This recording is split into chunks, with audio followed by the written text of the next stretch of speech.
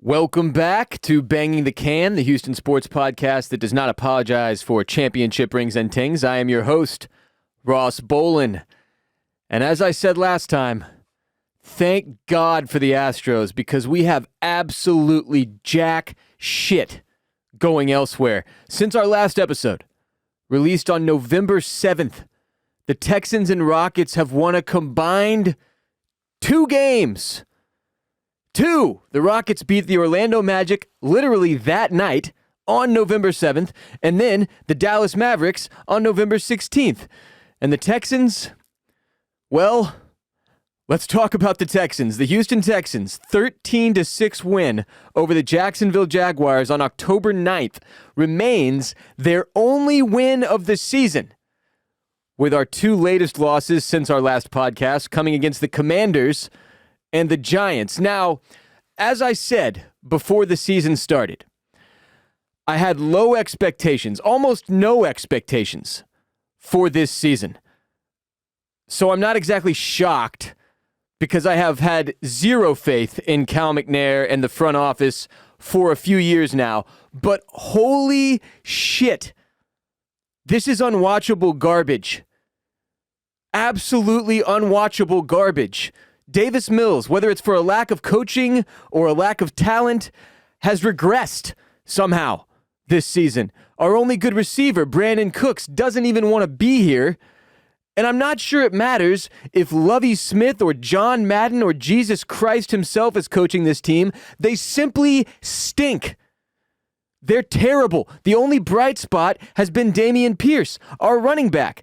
But having a good running back on a team this bad is like being in the middle of a volcano when it explodes and someone handing you a fire hydrant. That's not a good analogy. But the point is, it doesn't matter. And he'll be gone before we can build a team half decent enough for him to do anything.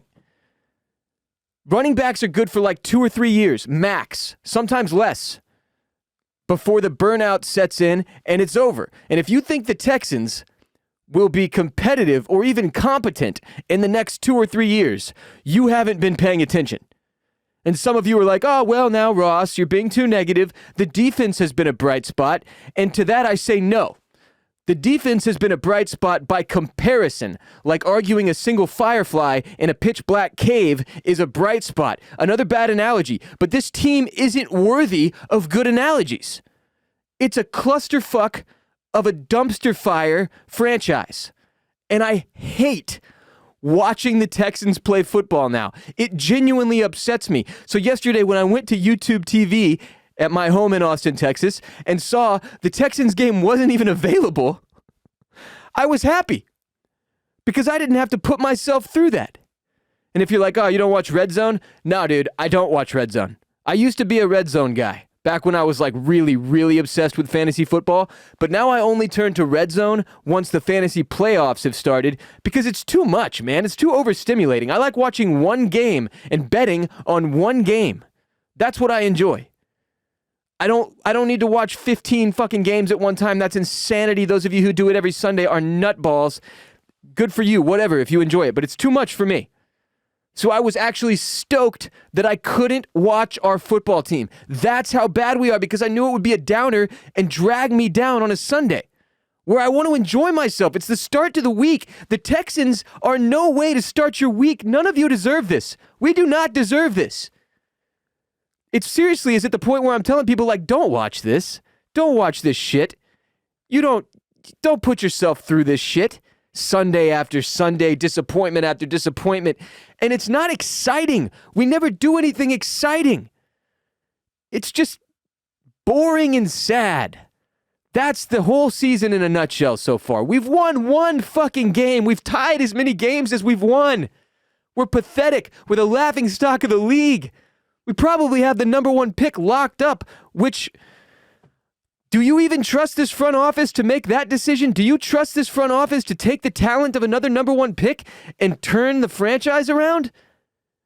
Nobody does. Nobody that's actually being honest with themselves does. This isn't a rebuild. This is a laughingstock. A lost and worthless season for a lost and worthless franchise. Which takes me to the Rockets. who are also rebuilding and also failing in every sense of the word to progress in any way.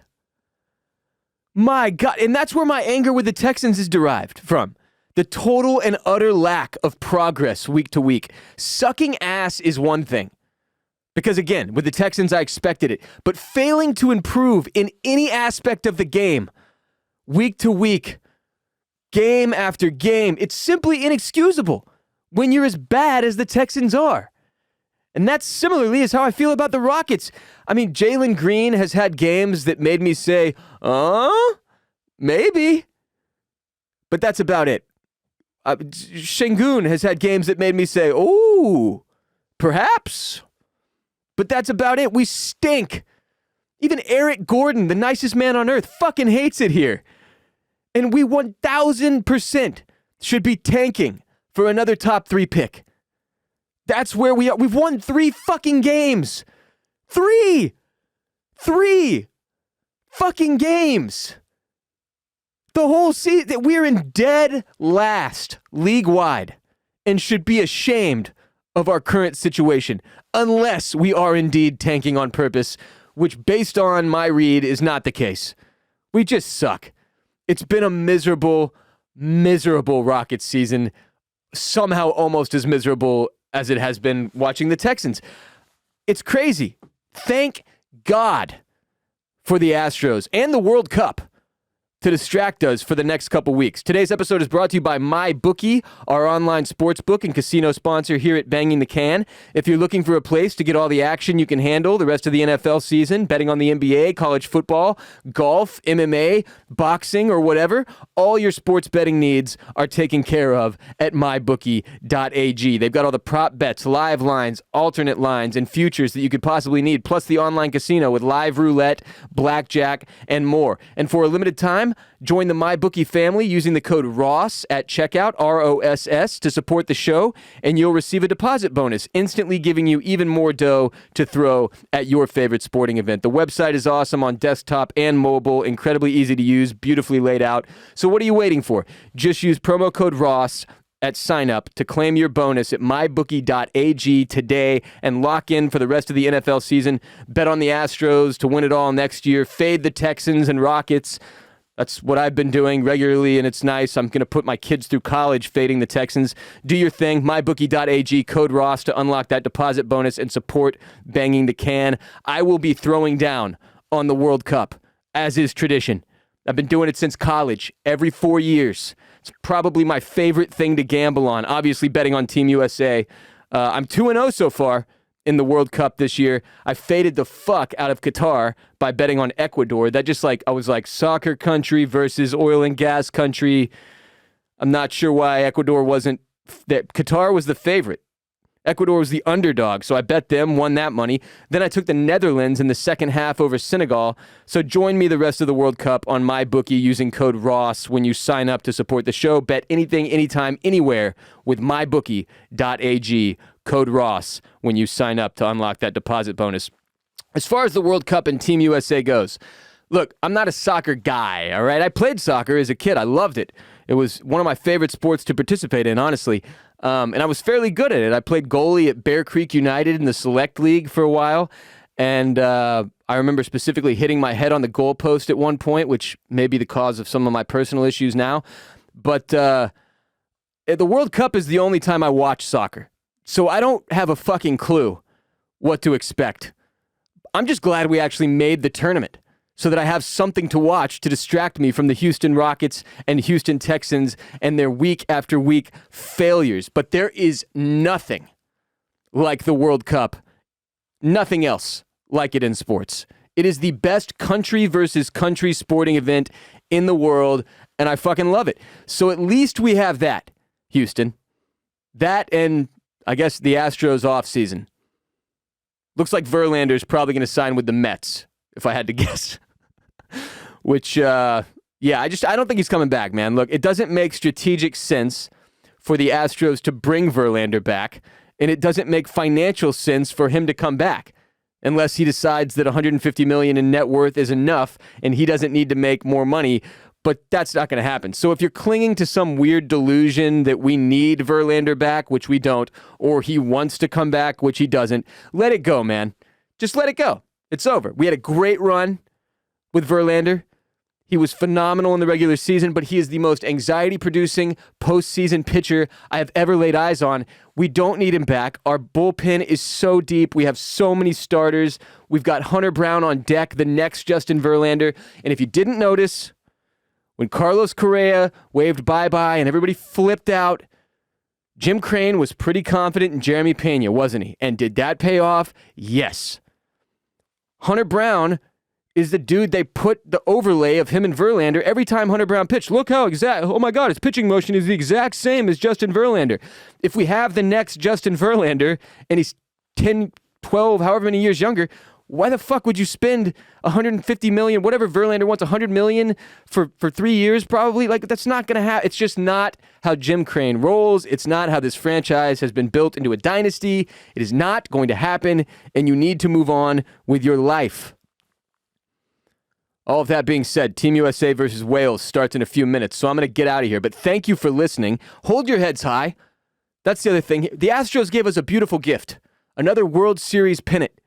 Another fucking championship trophy.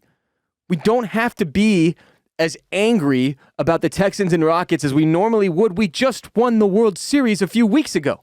It's fine. It's fine. But that being said, don't sink into the fucking sadness with these two, I'm doing air quotes here if you're not watching on YouTube, rebuilding franchises. It's not necessary. Just focus on the good things. That's what you're supposed to do in life. If you harp on all the negative and the bad all the time, you're going to be a miserable prick. Focus on the good things. Remember the Astros.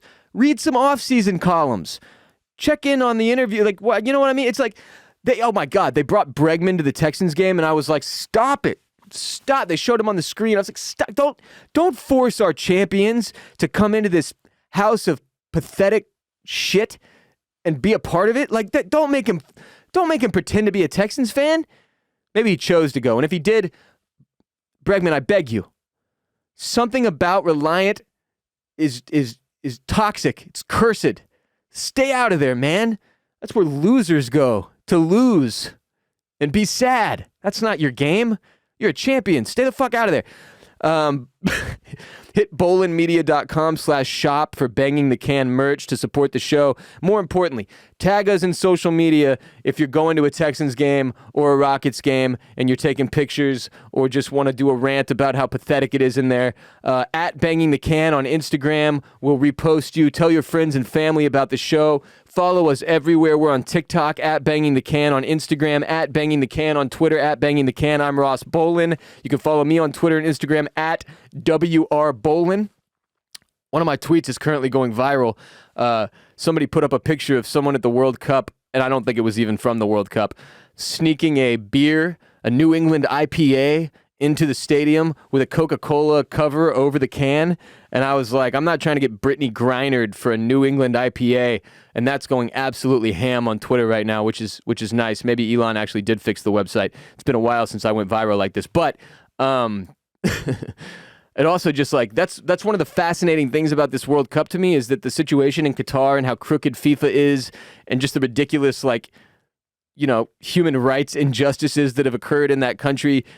It makes for a very interesting scene, and the fact that they've banned alcoholic beer sales in the stadium unless you're one of the rich people in a box is just, it's all going to be interesting to watch unfold. That's one of the fun things about the World Cup, is that it has this, it's obviously international. It's obviously, when it's not hosted in the United States, it's always very interesting to see how the host country will handle the entire situation.